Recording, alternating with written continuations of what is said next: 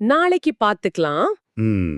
உங்களுடைய வாழ்க்கையில உங்களுக்கு ரொம்ப முக்கியமான ஒரு வேலையோ அல்லது உங்களுக்கு ரொம்ப நெருக்கமான ஒருத்தர்கிட்ட சொல்ல வேண்டிய ஒரு வார்த்தையோ இருக்கும்போது உங்க மனம் உங்களுக்கு சொல்லும் மிக சாதாரணமான ஒரு பொய் இது. கொஞ்சம் யோசித்து பாருங்கள். நிச்சயமா. உங்களுடைய மொபைல் போன் அலாரத்தை எப்படி நீங்க ஸ்னூஸ் செய்றீங்களோ அதே போல உங்களுடைய ஒட்டுமொத்த வாழ்க்கையுமே நீங்க ஸ்னூஸ் செய்து கொண்டிருக்கிறீர்கள். நமக்கு எப்போதுமே ஒரு மாயையான திரை இருக்கு. ஆமா, ஒரு பெரிய மாயை. அந்த திரைக்கு பின்னால் முடிவில்லாத காலமும் தீராத நேரமும் நமக்காக காத்து கொண்டிருப்பதாக நீங்க நம்பிக்கொண்டிருக்கிறீர்கள். ஆனால் நிஜம் என்னவென்றால் எந்த நொடியும் எந்த வினாடியும் இந்த மூச்சு நின்று போகலாம் என்பதுதான் உண்மைதான். இந்த நிலையாமையை, இந்த மரணத்தின் நிச்சயத்தன்மையை நாம் ஏன் இவ்வளவு வசதியாக மறந்து விடுகிறோம்?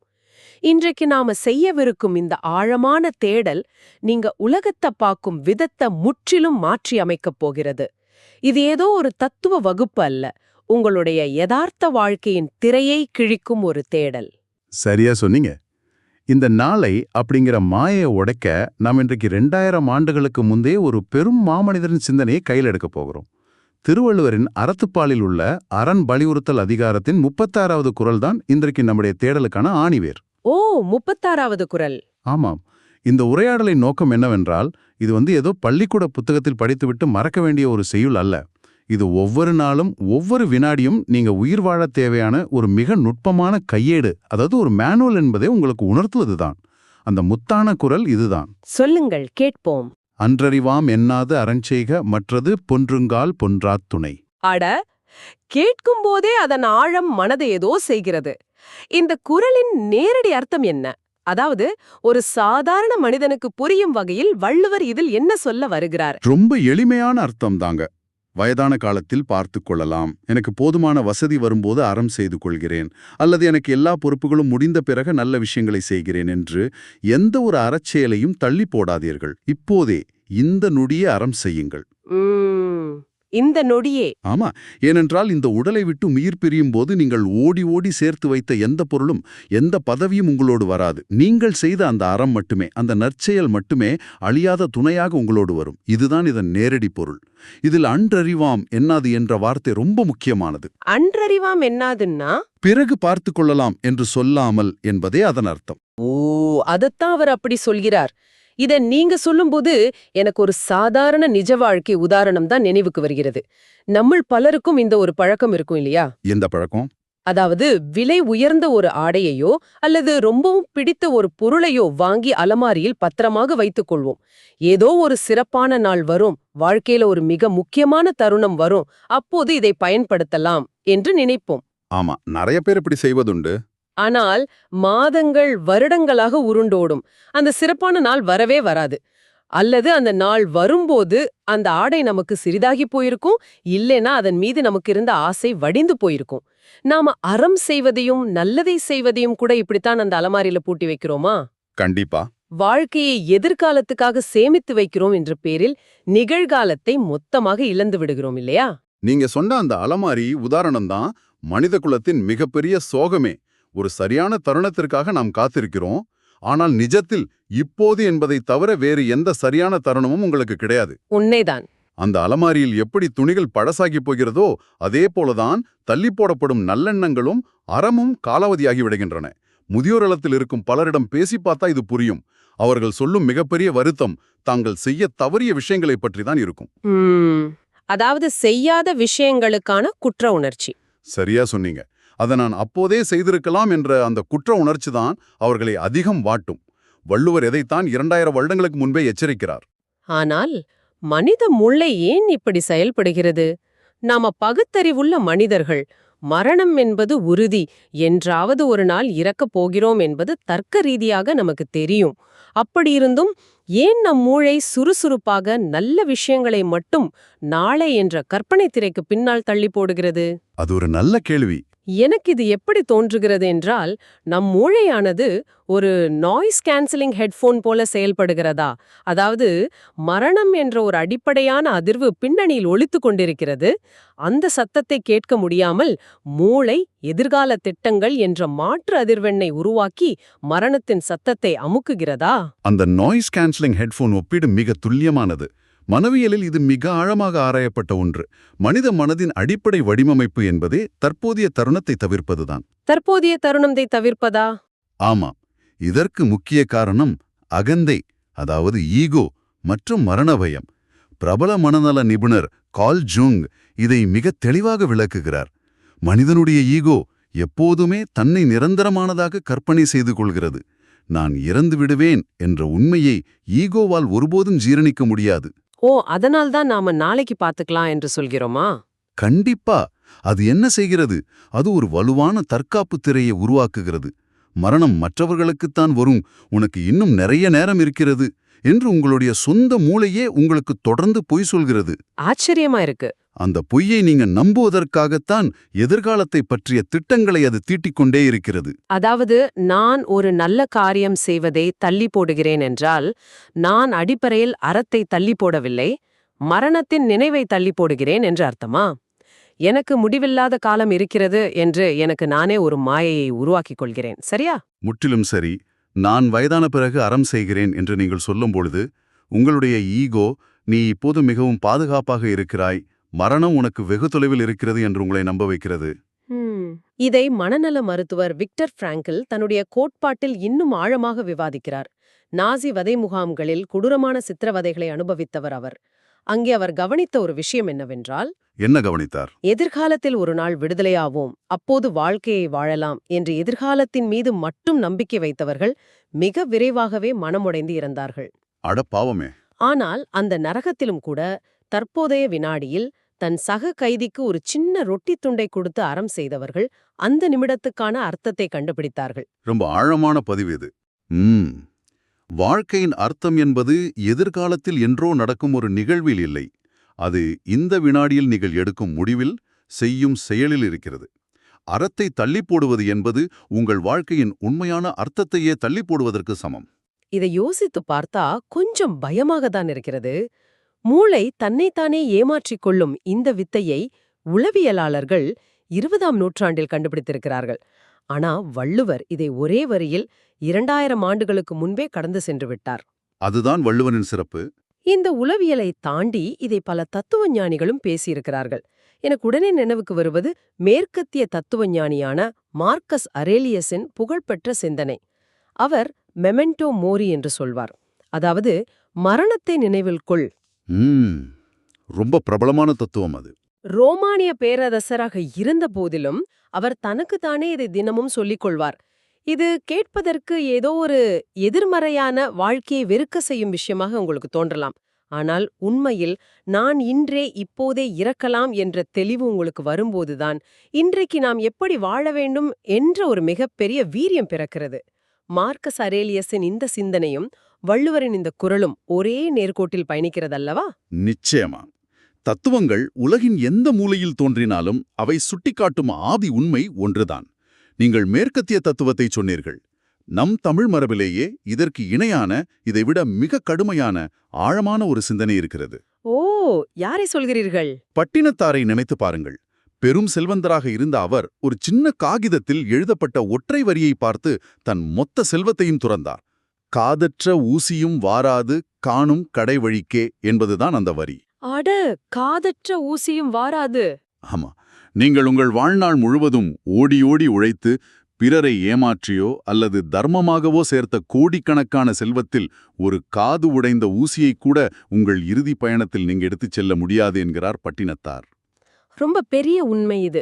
வள்ளுவர் எதை பொன்றா துணை, அதாவது அழியாத துணை என்று சொல்கிறாரோ அதை தவிர வேறு எதுவுமே உங்களுடன் வராது என்பதை பட்டினத்தால் தன் பாணியில் ஒரு அரைகோவலாக நெற்றியில் அடித்தாற் போல விடுக்கிறார். இதை நாம் தினமும் காலையில் எழுந்தவுடன் நினைத்து பார்த்தால் நம்முடைய பல தேவையற்ற கோபங்கள், ஈகோ எல்லாமே காணாமல் போய்விடும். இந்த நிலையாமை என்ற விஷயத்தை பார்க்கும்போது புத்தரின் முழுமையான தத்துவமே இதன் அடிப்படையில தான் கட்டப்பட்டிருக்கிறது இல்லையா? எதுவுமே நிரந்தரமில்லை, அனைத்தும் மாறிக்கொண்டே இருக்கிறது என்பதுதானே புத்தரின் அடிப்படை போதனை. உண்மைதான். பௌத்தம் இதையேதான் போதிக்கிறது. ஆனால் இதையே நவீன தத்துவவாதியான எக்கார்ட் டோலே தன்னுடைய புத்தகத்தில் எப்படி விளக்குகிறார் என்று பாருங்கள். அது இன்னும் கொஞ்சம் அறிவியல் பூர்வமாக இருக்கும். அவர் என்ன சொல்கிறார்? கடந்த காலம் என்பது உங்கள் மூளையில் சேமிக்கப்பட்டுள்ள வெறும் ஒரு நினைவு. எதிர்காலம் என்பது உங்கள் மூளையில் ஓடும் ஒரு கற்பனை. இவை இரண்டும் உண்மையில் கிடையாது. இருப்பது இந்த நிகழ்காலம் மட்டும்தான் என்கிறார் அவர். ஓ, அதாவது இந்த நவ் மட்டும்தான் நிஜம். சரியா சொன்னீங்க. ஆக நாளைக்கு நான் அறம் செய்கிறேன் என்று நீங்கள் நினைப்பது ஒரு கற்பனையான காலத்தில் ஒரு மாயையான உலகில் ஒரு விஷயத்தை செய்ய துடிப்பதற்குச் சமம். இல்லாத ஒரு நாளைக்காக இருக்கும் இந்த வினாடியை வீணடிக்கிறீர்கள். ரொம்ப அழகா சொன்னீங்க. உலக தத்துவங்கள் அனைத்தும், அது மேற்கத்திய தத்துவமாக இருக்கட்டும், புத்த மதமாக இருக்கட்டும், பட்டினத்தாராக இருக்கட்டும், நவீன மனவியலாக இருக்கட்டும், அவை அனைத்தும் வள்ளுவரின் அண்டறிவாம் எண்ணாதி என்ற இந்த ஒற்றை குரலில் வந்து சங்கமிக்கிறது. இதுவரைக்கும் நாம பேசினதிலிருந்து அறத்தை தள்ளி போடக்கூடாது, காலம் நிலையற்றது என்பது ரொம்ப தெளிவாக புரிகிறது. ஆனால் இங்கே நான் ஒரு முக்கியமான கேள்வியை கேட்க விரும்புகிறேன். கேளுங்கள். அறம் என்ற வார்த்தையை நாம் சாதாரணமாக பயன்படுத்துகிறோம். உங்களுக்கு அறம் என்றால் என்னவென்று கேட்டால் பலரும் சொல்வது சாலையில் செல்பவர்களுக்கு 10 ரூபாய் கொடுப்பது, அல்லது அனாதை ஆசிரமத்திற்கு உணவு வழங்குவது, ஒரு ஏழைக்கு உதவுவது. இது மட்டும்தான் அறம்? அறம் என்பது வெறும் ஒரு சடங்கு போல செய்யப்படும் செயல் மட்டும்தானா? அல்லது அதற்குள் மனித மனதையும் ஆன்மாவையும் இணைக்கின்ற வேறு ஏதேனும் ஆழமான ஆன்மீக பரிமாணம் ஒழிந்திருக்கிறதா? இதுதான் இந்த மொத்த தேடலின் மையப்புள்ளியே. அறம் என்பது நீங்கள் ஒருவருக்கு கொடுக்கும் 4 காசோ அல்லது பழைய துணியோ கிடையாது. ஆன்மீக பார்வையில் அறம் என்பது அகந்தை அழிதல், அதாவது ஈகோ டிசல்யூஷன். அகந்தை அழிதலா? ஆமாம். நீங்கள் ஒருவருக்கு உதவி செய்யும்போது, நான் எவ்வளவு பெரிய மனிதன், நான் இவனுக்கு கொடுக்கிறேன், இவன் என்னிடம் கையேந்தி வாங்குகிறான் என்ற எண்ணம் உங்கள் மனதின் ஓரத்தில் இருந்தால் அது அறமே கிடையாது. ஓ, அப்போ அது என்ன? அது வெறும் ஈகோவின் வெளிப்பாடு. உங்களுடைய அகந்தையை நீங்களே திருப்திப்படுத்திக் கொள்ளும் ஒரு செயல். உண்மையான அறம் என்பது எந்த எதிர்பார்ப்பும் இல்லாமல், பிரதிபலன் கருதாமல், உங்கள் சுயத்தை இழந்து எதிரில் இருப்பவரின் வலியோடு உங்களை இணைத்துக் கொள்வது. அங்கே கொடுப்பவர் வாங்குபவர் என்ற வேறுபாடே இருக்காது. கேட்கவே ரொம்ப ஆழமா இருக்கு. நீங்கள் பிரபஞ்சத்தோடு ஒன்றிணையும் அந்த புள்ளிதான் உண்மையான அறம். இருங்க, இங்கே எனக்கு ஒரு நடைமுறை சந்தேகம் வருகிறது. இந்த அகந்தையை அழிப்பது, பிரபஞ்சத்தோடு ஒன்றிணைவது என்பதெல்லாம் கேட்க ரொம்ப சுவாரஸ்யமா இருக்கிறது. ஒருவேளை நீங்க இமயமலையில் தவம் செய்ய முனிவரா இருந்தால் இது சாத்தியமாகலாம். ஆனா இதை கேட்டுக்கொண்டிருக்கும் உங்களுக்கு ஒரு நிஜமான வாழ்க்கை இருக்கிறது. நிச்சயமா. காலையில் எழுந்தால் லோக்கல் ட்ரெயினை பிடிக்க வேண்டும். அலுவலகத்தில் வேலையை வாங்கத் துடிக்கும் ஒரு மேலதிகாரி, அவரை சமாளிக்க வேண்டும். மாதக் கடைசியில் கட்ட வேண்டிய இஎம்ஐ, குடும்ப பொறுப்புகள், ஒரு கடுமையான கார்ப்பரேட் போட்டி உலகம். இப்படிப்பட்ட ஒரு அழுத்தமான சூழ்நிலையில் சொல்லுங்கள். ஒருவன் தன் ஈகோவை அழித்துவிட்டு நான் அகந்தையில்லாமல் இருக்கிறேன் என்று சொன்னால் அவனை இந்த உலகம் முட்டாள் என்று முத்திரை குத்தி மிதித்துவிட்டு போய்விடாதா? இந்த அறம் நடைமுறை வாழ்க்கைக்கு சாத்தியமா? நீங்க கேட்கும் இந்த கேள்வி மிக சரியானது. பலருக்கும் இந்த சந்தேகம் இருக்கும். ஈகோவை அழிப்பது என்றால் உங்களை நீங்களே பலவீனமாக்கிக் கொள்வதோ அல்லது மற்றவர்கள் உங்களை மிதித்துப் போக அனுமதிப்பதோ கிடையாது. அப்படியா? ஆமாம். இது கோழைத்தனமாக அடிபணிவதல்ல. மாறாக இது உங்களை இன்னும் வலிமையாக்கும் ஒரு செயல். ஒரு அறுவை சிகிச்சை செய்யும் மருத்துவரை எடுத்துக்கொள்ளுங்கள். சரி. அவர் அந்த நிமிடம் தன் ஈகோவை அழித்துவிட்டு அந்த வேலையில் முழுமையாக ஒன்றிணைகிறார். நான் இந்த உயிரை காப்பாற்றுகிறேன் என்ற அகந்தையற்ற ஒரு ஆழமான கவனத்தோடு செயல்படுகிறார். ஒரு கார்ப்பரேட் நிறுவனத்தில் நீங்கள் வேலை செய்கிறீர்கள் என்றால், உங்கள் சக ஊழியருக்கு ஒரு நெருக்கடி வரும்போது, இதில் எனக்கு என்ன லாபம் என்று பார்க்காமல், அந்த தருணத்தில் நீங்கள் செய்யும் சிறு உதவியும் அறம்தான். ஓ, அதத்தான் நீங்க அறம் என்று சொல்கிறீர்களா? கண்டிப்பா. அங்கே உங்கள் ஈகோ அழிகிறது, ஆனால் உங்கள் செயலின் தரம் கூடுகிறது. அகந்தை இல்லாமல் செய்யப்படும் எந்த செயலும் மிகுந்த தெளிவோடும் சக்தியோடும் இருக்கும். அது உங்களை பலவீனமாக்காது, மாறாக ஒரு விழிப்புணர்வுள்ள மனிதராக உங்களை உயர்த்தும். இப்ப புரிகிறது. ஈகோ அழியும், பெயர் அழியும். ஆனால் நீங்கள் அகந்தையின்றி செய்த அந்த செயல் பிரபஞ்சத்தின் கணக்கில் ஒரு அதிர்வலையாக பதிவாகிவிடும். அதுதான் உங்களை தொடரும் அந்த பொன்றாத் துணை. ஆக அறம் என்பது ஒரு தனிப்பட்ட செயல் மட்டுமல்ல, அது ஒவ்வொரு செயலையும் நாம் அணுகும் ஒரு மனநிலை என்று சொல்கிறீர்கள். சரி, இதை கேட்டுக்கொண்டிருக்கும் உங்களுக்கு இன்றைக்கு இந்த நிமிடம் இந்த ஆழமான உண்மையை எப்படி தங்கள் அன்றாட வாழ்வில் கடைபிடிப்பது என்ற கேள்வி எழலாம். இதை உங்கள் அன்றாட வாழ்க்கையில் கொண்டு வரக்கூடிய மிக எளிய ஆனால் உறுதியான சில வழிகளை நீங்கள் சொல்ல முடியுமா? நிச்சயமாக. இது உங்கள் சொத்துக்களை எல்லாம் விற்றுவிட்டு சந்நியாசம் போவதை பற்றியதல்ல. நீங்கள் இருக்கும் இடத்திலிருந்தே இதை செய்ய முடியும். உங்கள் அன்றாட வாழ்வில் மிக எளிதாக 3 வழிகளில் இந்த குரலை நீங்கள் உயிர் வாழச் செய்யலாம். முதல் வழி என்ன? முதல் வழி, உங்களுடைய உறவுகளில் உணர்வுகளை பகிர்வதை தள்ளி போடாதீர்கள். உங்கள் குடும்பத்திலோ அல்லது அலுவலகத்திலோ நீங்கள் யாரிடமாவது மன்னிப்பு கேட்க வேண்டும் என்று நினைத்தால் அதை உடனே, இப்போதே கேட்டுவிடுங்கள். நாளைக்கு கேட்டுக்கலாம்னு நினைக்க கூடாதா? கண்டிப்பா கூடாது. நாளைக்கு கேட்டுக்கலாம், அவங்க கோபம் கொஞ்சம் குறையட்டும் என்று உங்கள் ஈகோவை தீனி போட்டு வளர்க்காதீர்கள். அதேபோல உங்களுக்கு மிகவும் பிடித்த யாரிடமாவது நான் உன்னை மதிக்கிறேன், நீ என் வாழ்வில் இருப்பது எனக்கு எவ்வளவு முக்கியம் என்று சொல்ல வேண்டுமென்றால் அதை எந்த ஒரு சிறப்பான நாளுக்காகவும் காத்திருந்து சொல்லாதீர்கள். உண்மைதான், நாளை அவர்கள் இல்லாமல் போகலாம். அல்லது நீங்கள் இல்லாமல் போகலாம். அந்த அன்பை, அந்த உண்மையை அந்தந்த நிமிடமே பகிர்வதுதான் நீங்கள் செய்யும் முதல் அறம். இது ரொம்பவும் நெகிழ்ச்சியான ஒரு விஷயம். தாமதப்படுத்தப்படும் ஒவ்வொரு மன்னிப்பும், சொல்லப்படாத ஒவ்வொரு அன்பும் நமக்கு நாமே வைத்துக்கொள்ளும் ஒரு மனச்சிறைதான். அந்த முதல் அடியை எடுத்து வைப்பதில் உள்ள ஈகோவை விட்டுவிடச் சொல்கிறீர்கள். இரண்டாவது வழி என்ன? இரண்டாவது வழி, நீங்கள் ஒவ்வொரு நாளும் எடுக்கும் சிறு சிறு முடிவுகளில் அறம் இருக்கிறதா என்று பாருங்கள். அறம் என்பது ஒரு பெரிய அறக்கட்டளை தொடங்குவதல்ல.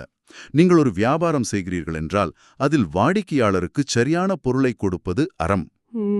நீங்கள் ஒரு மேலாளராக இருந்தால் உங்கள் கீழ் வேலை செய்யும் நபரின் கடின உழைப்புக்கு சரியான அங்கீகாரம் கொடுப்பது அறம். சரி, இன்றைக்கு ஒரு நாள் கொஞ்சம் சுயநலமாக இருப்போம், நாளை முதல் நேர்மையாக நடந்து கொள்ளலாம் என்று அறத்தை தள்ளி போடாதீர்கள். நேர்மையை ஒரு எதிர்கால திட்டமாக வைக்காதீர்கள் என்று சொல்கிறீர்கள். சரியா சொன்னீங்க. நேர்மை என்பதை எதிர்கால திட்டமாக வைக்கக்கூடாது. அந்தந்த வினாடியே உங்களுக்கு சரியென்று படுவதை செய்வதுதான் அன்றறிவாம் என்னாது அறம் செய்கை என்பதன் அன்றாட பயன்பாடு. ரொம்ப அருமையான வார்த்தைகள். சரி, அந்த மூன்றாவது வழி? மூன்றாவது வழி, தேவையற்ற ஈகோவையும் வன்மத்தையும் சுமக்காதீர்கள். யாரோடும் கோபத்தையோ காழ்ப்புணர்ச்சியையோ சுமந்து கொண்டு தூங்கச் செல்லதீர்கள். அவன் என்னை எப்படி அப்படி சொல்லலாம், நான் யார் தெரியுமா, அவனுக்கு ஒரு நாள் நான் பாடம் புகட்டுவேன் என்ற இந்த வன்மச்சுமைதான் மனிதனின் மிகப்பெரிய வியாதியே. ஆமாம், இது நிறைய பேருக்கு இருக்கிற பிரச்சனை தான். இப்படி நீங்கள் வன்மத்தை வளர்க்கும்போது உங்களுக்கு பழிவாங்க நிறைய ஆள் மிச்சம் இருக்கிறது என்று நீங்களே உங்களை முட்டாளாக்கிக் கொள்கிறீர்கள். அடுத்த நொடி உத்தரவாதம் இல்லாத இந்த வாழ்வில் ஒருவரை பழிவாங்கும் எண்ணத்தை சுமப்பது எவ்வளவு பெரிய அபத்தம் என்பதை உணருங்கள். அந்த ஈகோவை இறக்கி வைத்துவிட்டு அன்றைய நாளை அமைதியாகவும் அர்த்தமுள்ளதாகவும் மாற்றுங்கள். இந்த 3 வழிகளுமே மிகவும் சக்தி வாய்ந்தவை, உடனடியாக செயல்படுத்தக்கூடியவை. அன்பையும் மன்னிப்பையும் உடனே வெளிப்படுத்துவது, அன்றாட சிறு சிறு செயல்களில் நேர்மையை அந்தந்த வினாடியை கடைப்பிடிப்பது, ஈகோவையும் வன்மத்தையும் சுமக்காமல் பழகுவது. இவ்ளோ பெரிய ஒரு ஆழமான தத்துவத்தை எவ்வளவு சாதாரணமாக நம் அன்றாட பிரச்சனைகளோட இணைக்க முடியும் என்று பார்க்கும்போது ஆச்சரியமாக இருக்கிறது. அதுதான் வள்ளுவத்தின் பலமே. நாம் இந்த உரையாடலின் இறுதிக் கட்டத்திற்கு வந்துவிட்டோம். இதை முடிக்கிற தருணத்தில் உங்களை ஆழமாக சிந்திக்க தூண்டும் ஒரு கருத்தோடு இதைதான் நிறைவு செய்ய விரும்புகிறேன். சொல்லுங்க. என்றாத ஒரு நாள், அது நாளைக்காக இருக்கலாம் அல்லது இன்னும் பல வருடங்கள் கழித்திருக்கலாம், உங்கள் உடல் இந்த மண்ணில் அல்லது தீயில் கலக்கும் ஒரு நாள் வரும். அப்போது நீங்கள் பெருமையாக சேர்த்து வைத்த உங்களுடைய வங்கி இருப்போ, நீங்கள் இரவு பகலாக கஷ்டப்பட்டு வாங்கிய பட்டங்களோ, நீங்கள் பலரையும் மிதித்து ஏறி அமர்ந்திருந்த அந்த பதவியோ உங்களுடன் வரப்போவதில்லை. கண்டிப்பா வராது. நீங்கள் நிசத்தமாக யாரிடமும் காட்டிக்கொள்ளாமல் செய்த சிறு சிறு நற்செயல்களும் உங்களிடமிருந்து வெளிப்பட்ட தூய்மையான அகந்தையற்ற அறமும் மட்டுமே உங்கள் ஆத்மாவை பின்தொடரும். நீங்கள் வாழ்ந்ததற்கான ஒரே சாட்சி அது மட்டும்தான்.